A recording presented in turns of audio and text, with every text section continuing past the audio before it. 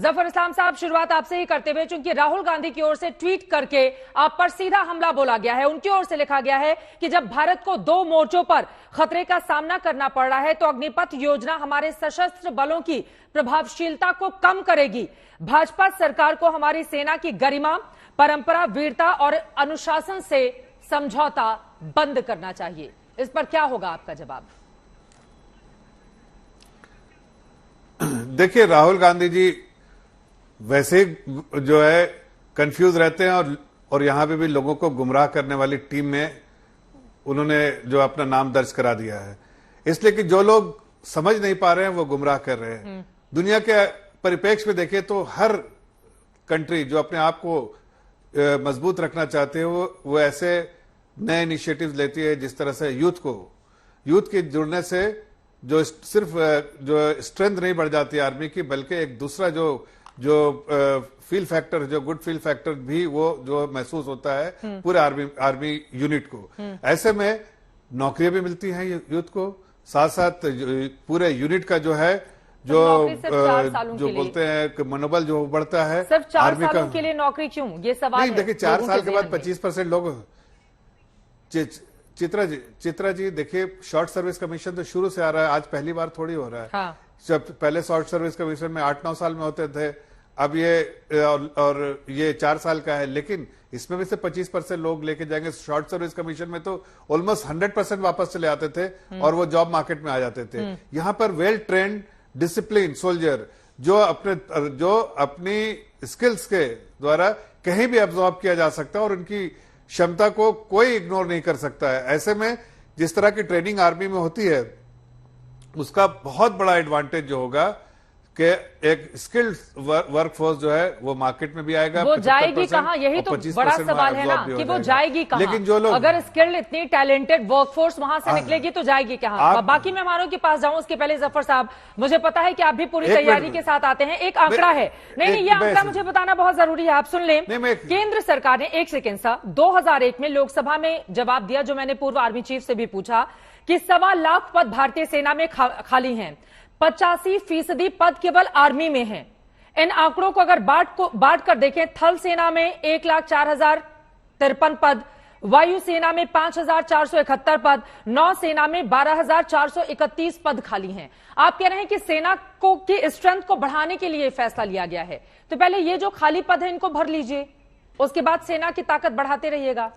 ये भी सवाल विरोधी दल आपसे कर रहे हैं। नहीं, सेना की ताकत सिर्फ नहीं, यही बताना चाह रहा चित्रा जी, सेना की ताकत सिर्फ हेड काउंट से नहीं बढ़ती है। सेना की ताकत स्किल से बढ़ती है। सेना की ताकत जो सोफिस्टिकेट टेक्नोलॉजी से बढ़ती है, और सोफिस्टिकेट टेक्नोलॉजी को इस्तेमाल करने की जो क्षमता होनी चाहिए, वो यूथ जो एनर्जी लेके आता है, जो स्किल सेट लेके आता है, जो टेक्नोलॉजी को समझने वाला होता है, उससे बढ़ती है। इसलिए यह कहना कि सिर्फ हेड काउंट होना चाहिए, ज्यादा नंबर होंगे तो बढ़ेंगे, ऐसा नहीं। आप देखिए ना, मैं आप छोटी सी बात बताता हूं, चाइना की आर्मी देखिए। चाइना की आर्मी जो PLA है, उसने जो 4 मिलियन से मतलब 40-45 लाख से आज घटा के 20 लाख की आर्मी कर दी है। क्यों? उसकी आर्मी कमजोर है। वैसे दुनिया के किसी भी मुल्क में उठा के देखिए, आज यूथ का आना अपने आप में एक बहुत बड़ी स्ट्रेंथ है।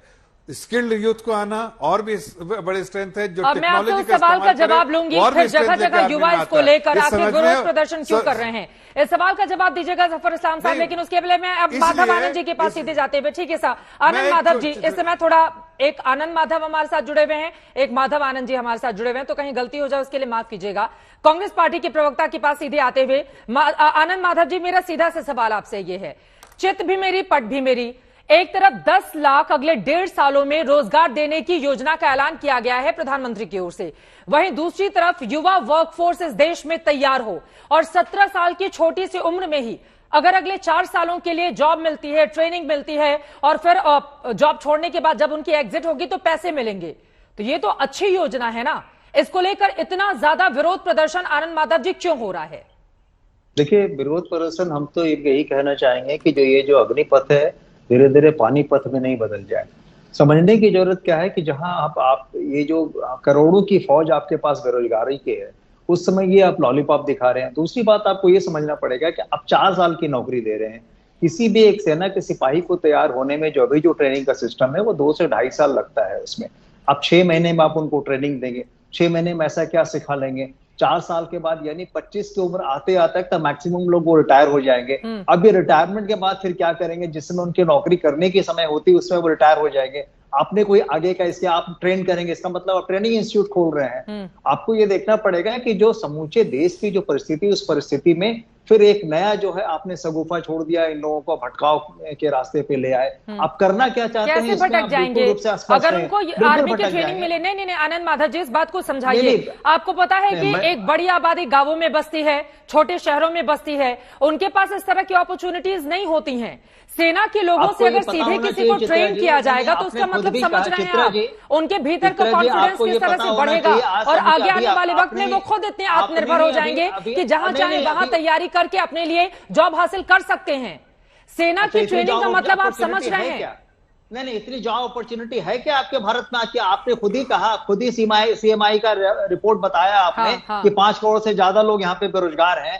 ऐसे में और बेरोजगारों को और पैदा करने की योजना बना रहे हैं। आप 6 महीने की ट्रेनिंग देके, जो कि 2.5 साल की ट्रेनिंग होती है, शॉर्ट सर्विस कमीशन भी वो कम से कम उसमें जो है 10 साल और प्लस 4 इयर्स उसका होता है, ये टाइम स्पैन होता है। जफर इस्लाम साहब, आप उसको घटा के 4 साल कर रहे हैं। इतनी नौकरी है क्या? 4 साल में और ये बात तो सच है ना, CMI की दोनों ही इंटरनल सिक्योरिटी को भी खतरा होगा इससे और आपका नेशनल सिक्योरिटी भी खतरा होगा। ये हमको समझना पड़ेगा। जब और जो एक्स ऑफिसर है आर्मी के, वो भी इस बात को लेकर सवाल खड़े कर रहे हैं। जफर इस्लाम साहब, नहीं, एक आंकड़े के साथ सर, चूंकि रोजगार की बात है इस वजह से एक आंकड़े के साथ। ठीक है सर, ठीक है सर, तो दीजिए कम से कम। आनंद जी, अब उनसे सवाल पूछ लूं, आपकी बात हो गई है, उनसे सवाल पूछ लूं मैं।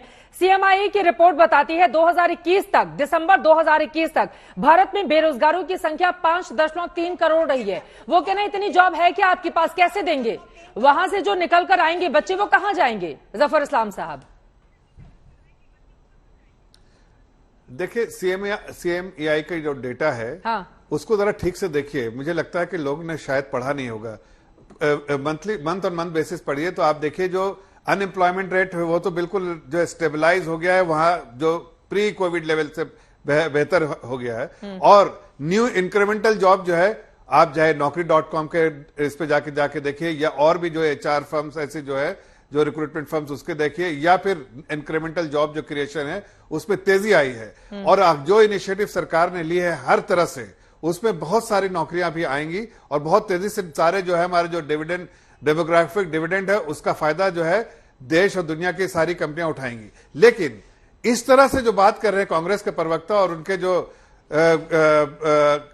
कंफ्यूज लीडर्स जो हैं, खासकर राहुल गांधी, लीडर तो आपके सिर्फ एक ही बात समझ में आती है, ना तो उनको समझ में आ रहा है, ना तो उनको समझ में आ रहा है। बीच में नहीं बोला था, बीच में कंफ्यूज लीडर आपके। अरे आज पूरी आर्मी के, आप पूरे, मैं सही बोल रहा हूं कि आप कंफ्यूज हैं।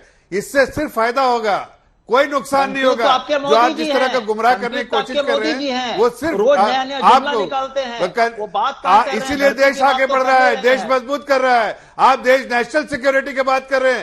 नेशनल सिक्योरिटी को सबसे ज्यादा खतरा कांग्रेस पार्टी के मुखिया और उनके वाइस प्रेसिडेंट से, उनकी भाषा को आपने बराबर नेशनल सिक्योरिटी से कॉम्प्रोमाइज किया है। इसलिए नेशनल सिक्योरिटी से आपने कॉम्प्रोमाइज किया है। इसलिए आप चाइना, एक एक करके इमरान खान आपकी बातें याद इस्तेमाल करता है। तो देखिए, मैं बीच में नहीं बोल रहा था, इनको जरा बताइए। अरे इमरान खान की बात नहीं है जफर इस्लाम साहब, आप हिंदुस्तान की बात कीजिए ना। नहीं सर, अब आंकड़ों पे बात कीजिए ना। जो वर्कफोर्स निकलेगी कहाँ एडजस्ट की जाएगी? जो युवाओं के मन में सवाल है ना, उसको आप एड्रेस कीजिए। युवा अगर सड़क पर है, वो आपको सुन रहा है और आपसे उम्मीद कर रहा है कि उसके सवालों का आप जवाब देंगे।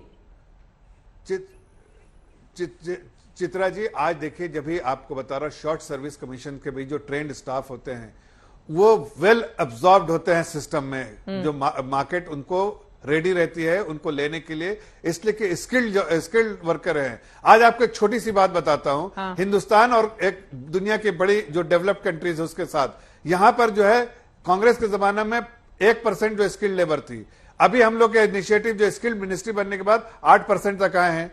तो और जबकि जर्मनी जैसी कंट्री जो है उसमें 96% स्किल लेबर है।